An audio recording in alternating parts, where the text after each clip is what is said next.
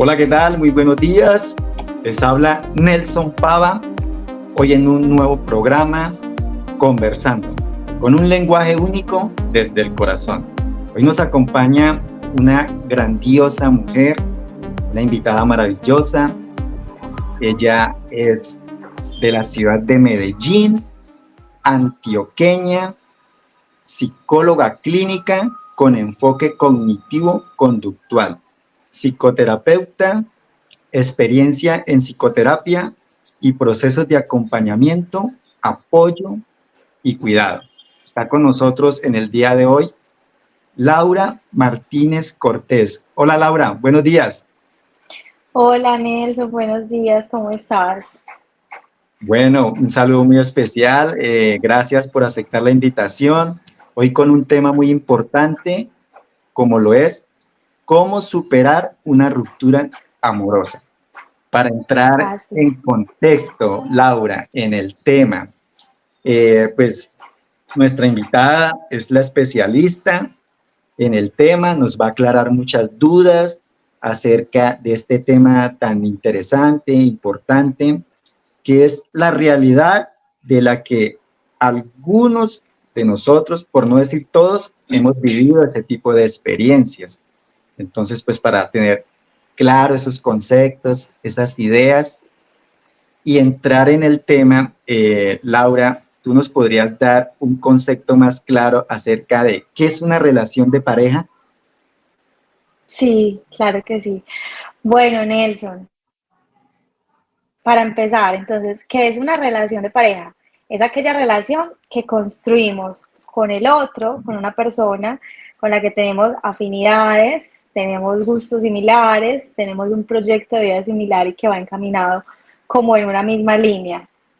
Eso es una relación en la que hay involucrados, perdón, sentimientos, emociones, afecto por el otro y se espera reciprocidad de esa otra persona hacia uno mismo.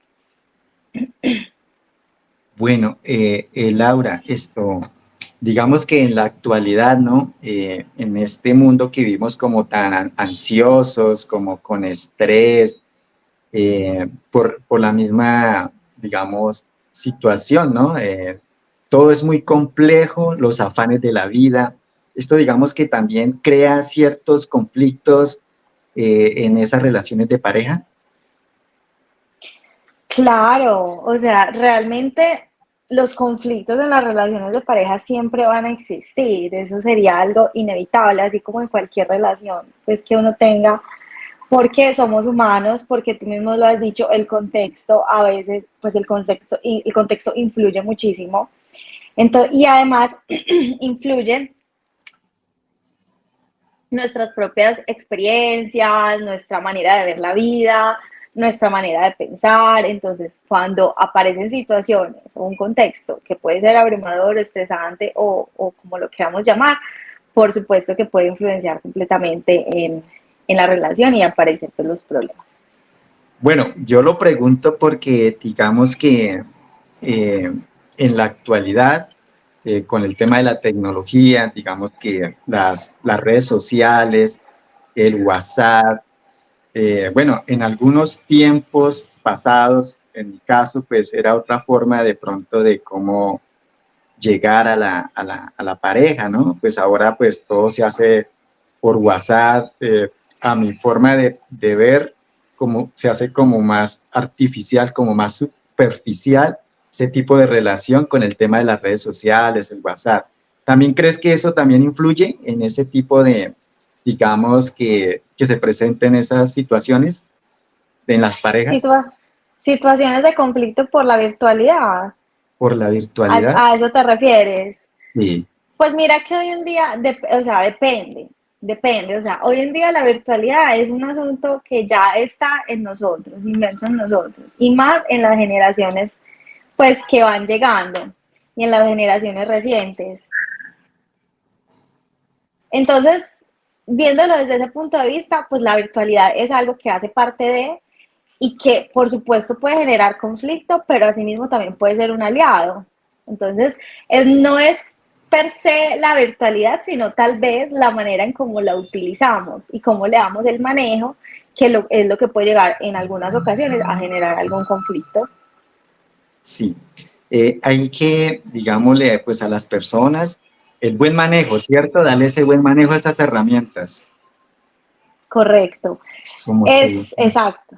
Es el buen manejo, es la forma en cómo la manejemos, es decir, no hay, y esto es muy importante porque esto aplica para todas las relaciones de pareja, no hay un mandato, o sea, no hay una forma correcta de yo decir, es que tienes que hacer esto o hacer eso, o manejar las redes sociales de esta o esta manera, porque eso es lo que está bien y porque eso es lo que te va a funcionar.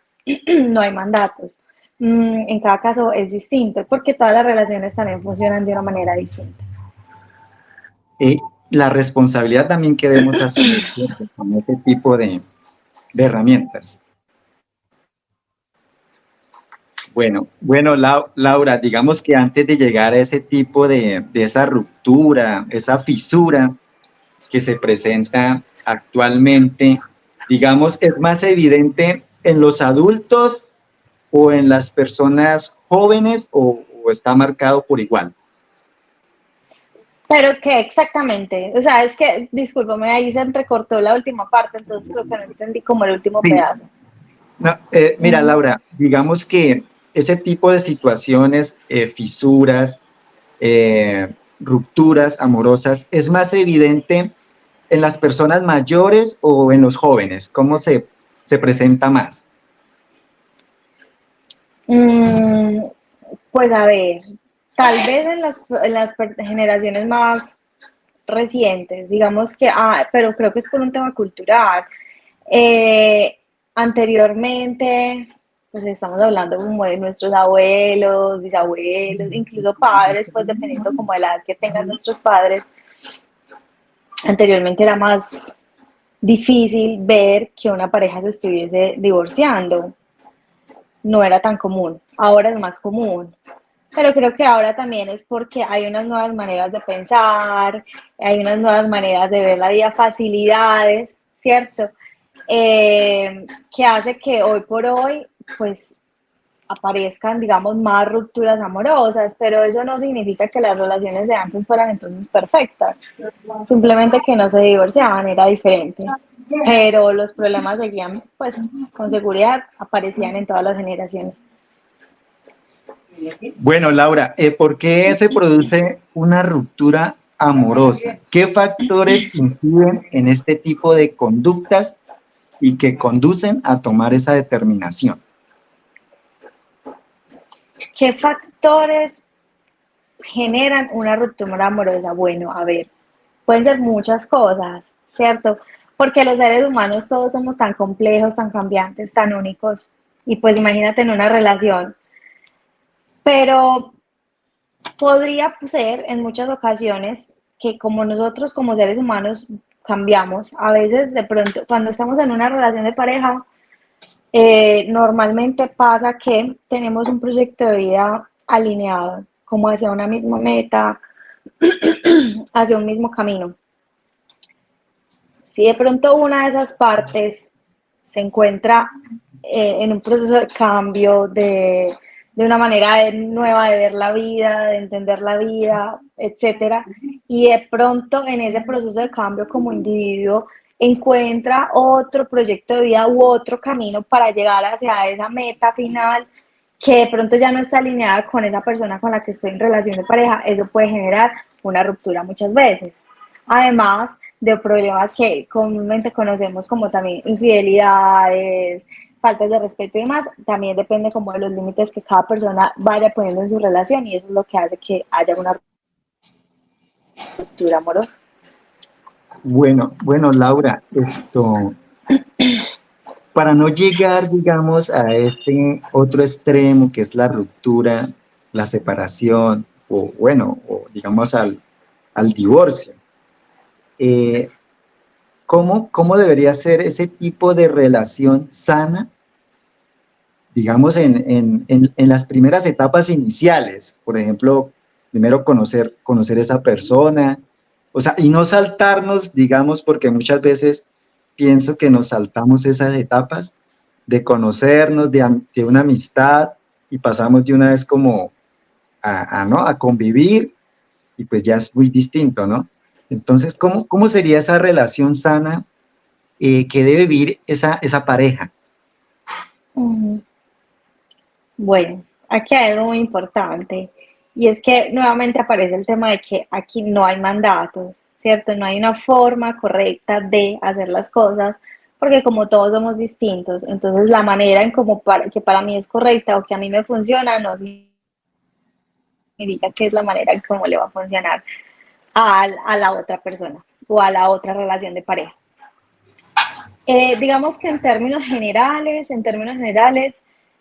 cuando nosotros empezamos una relación de pareja, cuando estamos, bueno, cuando estamos como en ese proceso de conocer al otro, el cortejo, el coqueteo y la cosa, aparece algo que es el enamoramiento.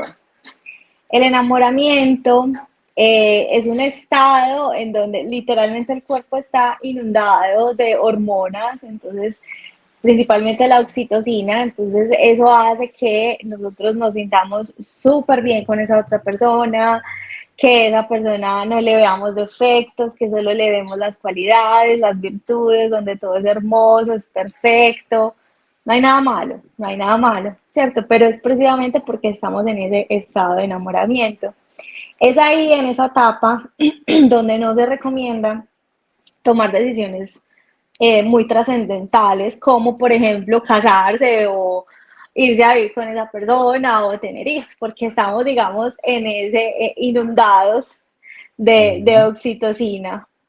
Entonces no vemos de pronto el panorama con más claridad y ya aparece después, aparece muchos tiempos, ya tiempos después, meses después, aparece, cuando ya empieza a bajar, ahí es cuando vemos que el otro no es tan perfecto como creíamos, que el otro sí tiene defectos y que esos defectos no me gustan y que esos defectos incluso pueden llegar a ser muy malos o muy, para mí, algo que no podría tolerar y que eso entonces genere una ruptura.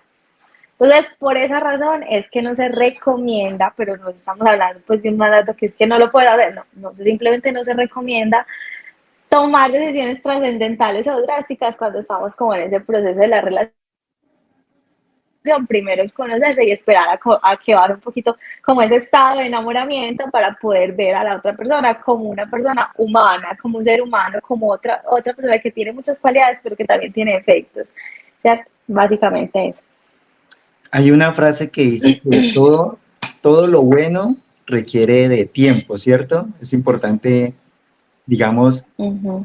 quemar esos tiempos, ¿no? De lo que tú decías, el cortejo, el conocerse, digamos que yo lo entiendo así, mirar cómo la persona, el comprender y el entender que esa persona pues también tiene limitaciones, defectos, es mirar a esa parte, ¿cierto? Esa parte humana como de comprender y de entenderse, y para eso se requiere todo el tiempo, ¿no? No pasar de una vez del enamoramiento y ya no, nos fuimos a convivir como pareja bajo el mismo techo. Uh-huh. Te entiendo Uh-huh. así, Laura. Así es. Uh-huh. Así es. Oye, Laura, bueno, tú estás en las redes sociales, digamos, para que me puedas conectar acá con nuestra audiencia, cómo te pueden contactar para una, digamos, una consulta y nos puedas Claro, comentar. claro que sí, Nelson. Bueno, yo estoy en Instagram como @psicóloga.laura Martínez Cortés, así me encuentran. En LinkedIn también estoy, Laura Martínez Cortés. Y normalmente para agendar mis consultas a mi celular, pues a mi WhatsApp. Entonces, 314-723-2719, por ahí atiendo, ese mismo enlace aparece pues en el perfil de Instagram, entonces ahí dándole clic nos lleva directamente pues al WhatsApp. Qué bueno, qué importante. Laura, Uh-huh. bueno, vamos a escuchar los tips que tú como especialista nos vas a ofrecer para superar una ruptura amorosa. ¿Qué debemos hacer en ese sentido? Claro que sí. Bueno, primero que todo, y yo sé que he dicho esto ya varias veces en esta sesión y lo voy a seguir diciendo, no importa, todos somos diferentes, o sea, cada persona es única, cada relación es única y por tanto cada proceso de duelo o cada ruptura es única, ¿cierto? Por supuesto que hay generalidades, pero en ese orden de ideas no quiero decir que hayan mandatos, sino que simplemente hay generalidades y hay tipsitos y hay recomendaciones o consejos que se pueden llevar a cabo, pero teniendo en cuenta pues que cada situación es particular y es diferente. Entonces, lo primero que tenemos que pensar cuando estamos en una ruptura es que los seres humanos, bueno, pues que los seres humanos estamos en duelo, ¿cierto? Una vez rompemos con esa persona que queríamos tanto o que queremos tanto, pues nos encontramos en una situación de duelo, que es un estado psicológico en donde aparecen una cantidad de emociones tras una pérdida, ¿cierto? Porque duelo, la palabra duelo viene pues de ahí, o sea, significa que es cuando hay una pérdida. Normalmente cuando hay una pérdida, la emoción que prevalece es la tristeza, pero también hay otras emociones, como por ejemplo la ira, ¿cierto? Entonces hay que entender primero que todo que nosotros estamos pasando, vamos a pasar por unas etapas, por unas fases del duelo y que asimismo tenemos que ir haciendo unas tareas. Lo planteaba un psicólogo, William Worden, él hablaba de 4 tareas del duelo. Y aunque esto, digamos que hace mucha referencia, por ejemplo, como a los casos de duelo por muerte, también se aplica en general a los duelos, en general a cualquier tipo de duelo. Y este duelo, pues, él planteaba que existen 4 tareas, que no son en orden, no necesariamente, no es como que yo haga la tarea 1 y el chuleo, tarea 2 y chuleo, no, que yo puedo empezar en cualquier orden, dejarle una empezada, volver a otra y así, porque todos somos diferentes. Pero él hablaba de 4 tareas que tienen que ver con la aceptación de la pérdida, que eso es bien complejo porque cuando rompemos con alguien, pues es normal que aparezca la fase de la negación, en donde no nos creemos que eso es lo que esté pasando, o simplemente creemos que eso es pasajero y ya vamos a volver, ¿cierto? De pronto como a lo definitivo, eso nos cuesta de pronto aceptar.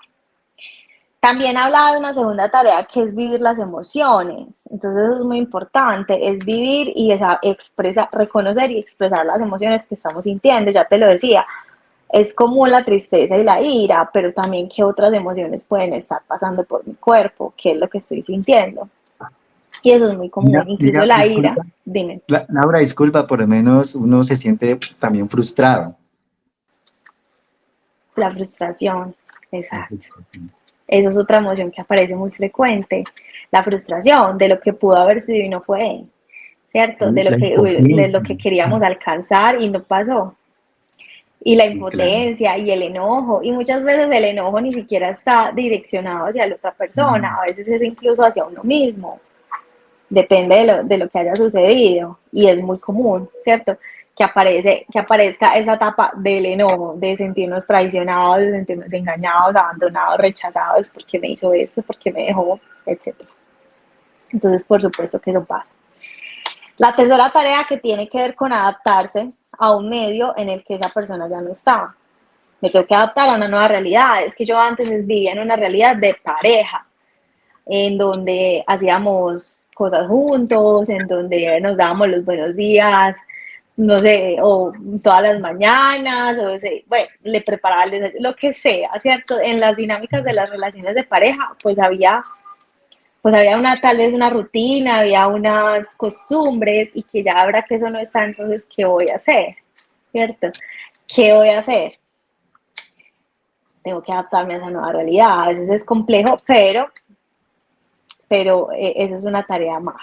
Y la otra tarea, esa era la 3, la otra tarea es ubicar a esa persona que ya no está, reubicarla psíquicamente de una manera en la que yo pueda continuar mi vida y negociar, digamos, ¿cierto? Como recuperar lo perdido, ya evitando el sufrimiento, etcétera. Entonces es como entender que esa persona ya no está, no es olvidarla ni nada por el estilo, sino que simplemente entender que no está, que hizo parte de mi vida, que la quiero o que la quise, pero que puedo continuar sin ella, ¿cierto? Esos son básicamente como esas tareas que se proponen y que obviamente hay que hacer. Ojo, hay que entender algo, y es que esto suena muy fácil. Una cosa es decirlo y otra cosa es hacerlo. Y esto suena muy fácil porque pues cuando estamos en duelo estamos sufriendo mucho. Incluso en el cerebro se activan las mismas zonas que es como si cuando estuviéramos sintiendo dolor físico, o sea, es que el dolor es incluso, se puede llegar a incluso sentir de manera física. Unas personas dicen, y yo creo que la mayoría coinciden o coincidimos en que uno siente como un dolor en el pecho, como una opresión, ¿cierto? Entonces realmente estamos sufriendo y que incluso lo podemos asimilar como un estado de abstinencia. Cuando no, esa persona no está, que era la que me generaba, era una fuente de placer, de satisfacción, pues esa persona ya no está, entonces estoy en un estado de abstinencia y por eso es común que aparezcan en ese estado de duelo, es común que aparezca la necesidad o el deseo de buscar al otro, de buscarlo, de escribirlo, de llamarla. Entonces, precisamente por lo mismo, porque es un estado de abstinencia. La recomendación es no hacerlo. O sea, siempre el contacto cero va a ser lo que se recomiende. Porque si tú buscas a esa persona y tal vez esa persona no te responde como querías, no es lo que esperabas, entonces el bajón, digamos, emocional va a ser mucho más grande y mucho más fuerte. Por supuesto, no hay mandatos, vuelvo y repito, es una recomendación que uno da, el contacto cero, pero se entiende que somos seres humanos y que ese tipo de cosas a veces son difíciles, ¿cierto? Entonces, eso en cuanto a los tips que mencionas. ¿Qué otros tips hay por ahí? Entonces, mantener una red de apoyo adecuada, importante. Rodarnos de familiares, amigos, personas que nos puedan sostener, que nos puedan acompañar, que nos puedan cuidar, con las que nos podamos desahogar, en las que confiemos. Eso es muy importante, porque no es lo mismo vivir un proceso de duelo en soledad que vivirlo acompañado de personas que nos quieren. Entonces, eso es otra cosa muy importante y también para no caer en una depresión. Si vemos que eso está llevando, digamos que está siendo más difícil de lo que sentimos que podemos manejar, entonces buscar ayuda profesional, ir a terapia, hacer otro tipo de cosas, hacer actividades que nos ayuden pues como a tener sensación de placer. Entonces, nuevamente el tema del ejercicio es muy importante porque eso ayuda. Entonces, caminar, ir al gimnasio, cualquier cosa, yoga, meditar, todo ese tipo de cosas ayuda muchísimo. Bueno, con Laura, muy importante lo que nos acaba de mencionar, estos tips, orientaciones y acudir siempre buscando ayuda profesional. Bueno, Laura, te dejo para que despidas el programa. Muy importante el tema que hemos tratado en el día de hoy. Es algo bastante complejo, muchos temas para poder conversar. Ojalá que en una próxima emisión podamos seguir conversando de estos temas tan interesantes e importantes. Agradecerle a toda nuestra audiencia. Esto se llama Conversando, con un lenguaje único, desde el corazón. Hoy con nuestra doctora, la querida Laura Martínez Cortés, psicóloga. Bueno, entonces, Laura, despide el programa. Muchas gracias. Bueno, Nelson, gracias a ti, gracias a todos los que ven este programa, a los que les interesa este tema. Realmente es algo muy interesante que nos toca pues a todas las personas o casi todas. Bueno, ya saben que estoy a su disposición. Si en algún momento tienen alguna inquietud, ya por aquí dejamos pues la información. Entonces, muchas gracias. Un abrazo para todos. Que estén bien. Muchas gracias, Laura. Muchas gracias a todos. Bendiciones y nos vemos en una próxima emisión. Que estén muy bien. Chao.